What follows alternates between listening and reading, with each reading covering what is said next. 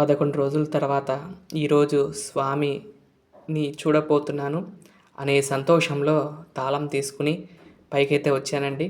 11 రోజులు ఖచ్చితంగా ఈ రోజుతో 11 రోజులు పూర్తయినాయి స్వామివారిని నేను చూడక. అందుకని స్వామివారికి ముందుగా తొందరగా అయిపోగానే ముందుగా స్వామివారి దర్శనం కోసం అనేది పైకొచ్చేసాను. ఈ 11 రోజులు కూడా ఒక ఒక సంవత్సరం అయితే ఎట్లా ఫీల్ అవుతానో అలా అనిపించిందండి. అలా రోజు రోజు గడుస్తూ అలా 11 రోజులైతే కంప్లీట్ అయిపోయాయి. 11వ రోజు స్వామివారికి ఈ విధంగా తీయటం అనేది జరిగిందండి. అంటే 11 కాదులే, అంటే నిన్నటితో 11, ఈరోజు 12, అలా 12వ రోజు. కాకపోతే 11 రోజులని పెట్టాను. అయితే ఈ విధంగా మొత్తం కూడా ఓపెన్ చేయంగానే ఫస్ట్ సారి స్వామివారిని చూస్తున్నాను చూడండి. ఏడుకొండలవాడ వెంకటరమణ గోవింద గోవింద, ఆ ఆనందమే వేరండి.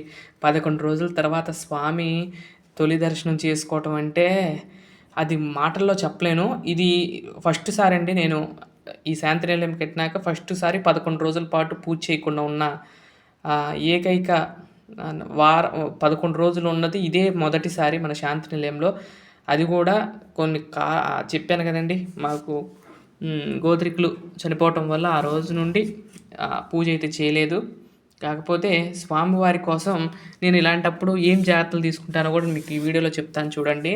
అయితే మీరు అక్కడ చూస్తున్నారు కదా, పళ్ళెంలో బియ్యము, అలాగే అక్కడ బెల్లం గడ్డ, అలాగే కందిపప్పు ఉన్నాయి. ఇవన్నీ ఎందుకు పెట్టాను అంటే కనుక ఈ 11 రోజుల పాటు మనం నిత్య నివేదన పెట్టాం కాబట్టి స్వామివారికి అక్కడ పెట్టి ఆ స్వామివారికి చెప్తాను, అమ్మవారికి చెప్తాను, పద్మావతి అమ్మవారికి నేను ఇలా 11 రోజుల పాటు ప్రసాదం పెట్టలేకపోతున్నాను. ఈ ప్రసాదాన్ని మీరు అమ్మవారు స్వామికి ఉండి పెట్టండి అని చెప్పి అమ్మవారికి విన్నవించి ఆ తర్వాత తాళాలు వేసి వచ్చేసానండి. ఆ రోజు సాయంత్రం కూడా పూజ చేసుకున్నాము. యథావిధిగా పూజ అయిపోయింది. అంతా అయిపోయిన తర్వాతే తెలిసింది. తెలిసిన తర్వాత ఎమ్మటే స్వామివారికి నివేదన పెట్టేసి వచ్చేసామండి. తర్వాత ఈరోజు ఓపెన్ చేసిన తర్వాత చాలా పనులు అయితే ఉంటాయి. అంతా కూడా క్లీనింగ్ సెక్షను, అంతా కూడా బింబాలన్నిటికీ కూడా మనం ఆ యొక్క పెరుమాళ్ళకు కూడా మనం అభిషేకం చేసుకుని వాటికి శుద్ధి చేసుకుని మళ్ళీ యథావిధిగా వస్త్రాలని కూడా గుంజుకుని అన్నీ కూడా యథావిధిగా జరుగుతాయి. మళ్ళీ స్వామివారికి అభిషేకము ఇవన్నీ కూడా ఉండబోతున్నాయి. రేపటి వీడియోలో స్వామివారికి సంబంధించిన అభిషేకం వీడియో వస్తుంది, తప్పకుండా మిస్ అవ్వకుండా చూడండి. ఈ విధంగా మొత్తం కూడా క్లీనింగ్ అయితే మొత్తం పెట్టుకోవడం జరిగిందండి. స్వామివారికి పూర్తయిపోయిన తర్వాత ఈ నెలలో రెండోసారి అభిషేకం, పోయిన నెల ఫస్ట్లో అయితే అభిషేకం చేశాను, మళ్ళీ ఈ నెలలో చేస్తున్నాను.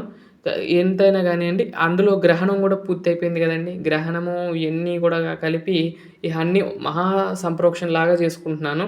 మొత్తం కూడా మళ్ళీ క్లీన్ చేసుకుని రేపు పుణ్యవాచనం ఇవన్నీ కూడా చేసి ఆ తర్వాత స్వామివారి మూలమూర్తికి అభిషేకం చేసి ఆ తర్వాత మీ అందరికి కూడా అలంకార దర్శనం అయితే ఉంటుందండి. ఈ అలంకారం తీసేసి మరొక అలంకారంలో స్వామివారి దర్శనం ఇవ్వబోతున్నారు. ఈ విధంగా మొత్తం కూడా క్లీనింగ్ సెక్షన్ ఇవన్నీ కూడా పెట్టుకోవడం జరిగిందండి. ఏదైనా కానివ్వండి, మనం మొదలు పెట్టాలి కానీ స్వామివారికి అన్నీ జరుగుతూ ఉంటాయి. ఎప్పుడైనా సరే మీకు అడ్డంకి ఎప్పుడైనా వచ్చినప్పుడు ఇలాంటిది చిన్న చిన్న విగ్రహాలు ఉన్నప్పుడు ఇది పాటించండి, తప్పకుండా మీకు మంచే జరుగుతుంది. కానీ ఇప్పుడు స్వామివారు అంటే ఆ 9 రోజులు పెట్టకపోతే ఏమన్నా అవుద్దా అనేది ఏం పెట్టుకోబాకండి. స్వామివారి సంకల్పం అది. ఎందుకంటే కనుక మన పూర్వీకులు పెట్టింది ఏంటంటే కనుక ఆ 11 రోజులు ఎవరైతే కాలం చేశారో వారి గురించి తలుచుకుంటూ ఉండమని స్వామి రెస్ట్ ఇచ్చి మనకి ఆ 11 రోజులు కానీ ఆ 15 రోజులు కానీ మనకి రెస్ట్ ఇచ్చినట్లుగా భావిస్తూ వారి జ్ఞాపకాలని తలుచుకుంటూ ఉండమని స్వామి ఇచ్చిన సంకల్పం కాబట్టి మనదేమి ఉండదండి. పూజ చేయకపోయినా కానీ స్వామి ఎటువంటి ఆగ్రహం ఉండదు. యథావిధిగా మళ్ళీ అందులో మన విగ్రహాలకు, మనం ఇంట్లో పెట్టుకున్న విగ్రహాలకు ప్రాణ ప్రతిష్టలు ఇవన్నీ చేయం కాబట్టి మనం జలప్రతిష్ఠగా చేసుకుంటాం. కాబట్టి ఎప్పుడైనా స్వామివారిని మనకి ఏ రోజు వీలైతే ఆ రోజు పూజ చేసుకోవటం, మరొక రోజు ఆ యొక్క సమయానికి ఆవాహన చేసుకోవటం, పూజ చేసుకోవటం, మళ్ళీ స్వామివారిని మళ్ళీ ఇంకో పూజ కోసం రెడీ చేసుకోవటం అనేది జరుగుతూ ఉంటుంది. నేను చేసేది అది ప్రాసెస్. అలా కూడా చేసుకోవచ్చు. లేదు అంటే కనుక మనం సంపూర్ణ ప్రతిష్ఠ చేసుకుంటే మాత్రం అర్చకుల వారిని పెట్టి పూజ చేసుకోవడం మంచిది. అది గమనించాలని నేను కోరుకుంటూ, నేను ఎందుకు ఇవి చెప్తున్నాను అంటే కానీ చాలామంది డౌట్లు వస్తూ ఉంటాయి. మరి మీరు ఇన్ని విగ్రహాలు పెట్టుకున్నారు కదా, పడినప్పుడు ఏంటి అనేది మీ అందరికి డౌట్లు వస్తాయి. ఆ 9 రోజులు చెప్పాను కదండి, ఆ 9 రోజులు ఆ పైకి రాకుండా ఉంటే సరిపోతుంది. ఆ తర్వాత మళ్ళీ యథావిధిగా స్వామివారికి పూజ చేసుకుని మళ్ళీ శుద్ధి పుణ్యవాచనం అన్నీ కూడా చేసేసుకుంటే మళ్ళీ మనం పూజకు మనం అన్నీ కూడా సిద్ధం చేసుకొని స్వామివారిని తిరువారాధన మళ్ళీ యథావిధిగా చేసుకోవచ్చు. ఈ విధంగా మొత్తం కూడా క్లీన్ చేసాం. అలాగే శివలింగం ఉన్నవారికి శివలింగాన్ని ఏం చేయాలనే డౌట్ రావచ్చు. అది కూడా మీకు ఈ వీడియోలో క్లారిఫై ఇస్తాను. ఆ విగ్రహాన్ని కూడా నేను ఏం చేశాను, ఎక్కడ పెట్టాను అనేది మీకు ఈ వీడియోలో చూపిస్తాను. వీడియోని ఎక్కడ స్కిప్ చేయకండి. ఈ వీడియోలో చివరి మీకు వస్తుంది. ఈ విధంగా మొత్తం మళ్ళీ క్లీన్ చేసుకుని పసుపు నీళ్ళతో అంతా కూడా శుద్ధి చేసాము. ఈ శుద్ధి అయిపోయిన తర్వాత స్వామివారికి పుణ్యాహవచన జలంతో స్వామివారి మూలమూర్తికి అభిషేకం చేయటం, తర్వాత స్వామివారికి వస్త్రాలంకరణ, ఆ తర్వాత మళ్ళీ యథావిధిగా పూజా కార్యక్రమాలు అయితే చేసుకోవటం జరుగుతుందండి. ఇది ఇది పూర్వకాలం నుండి కూడా ఉన్నదే. అంటే మన పూర్వీకులు కూడా ఇలానే చేసేవాళ్ళు. అదేది నేను కూడా ఫాలో అవుతూ చేసుకుంటున్నాను. అది మన స్వామివారు ఇచ్చిన అనుగ్రహం మీదకే మనకి ఇవన్నీ కూడా జరుగుతున్నాయి. కాకపోతే బ్రహ్మోత్సవాలు అలాగే ఏ రోజైతే మన ప్రతిష్ఠ అయిందో ఆ రోజు పూజ చేసుకోలేకపోయామనే చిన్న బాధ తప్పితే నాకైతే ఏమీ లేదండి. ఆ రోజు మీకు తెలుసు కదండి, పూజ చేయలేకపోయాను. 28వ తారీఖు స్వామివారి ప్రతిష్ఠ అయి సంవత్సరం పూర్తయిపోయింది. అయితే ఆ రోజున పడకపోవటం వల్ల పూజ చేయలేకపోయాననేది చిన్న బాధ. కాకపోతే అది స్వామివారి యొక్క సంకల్పమే.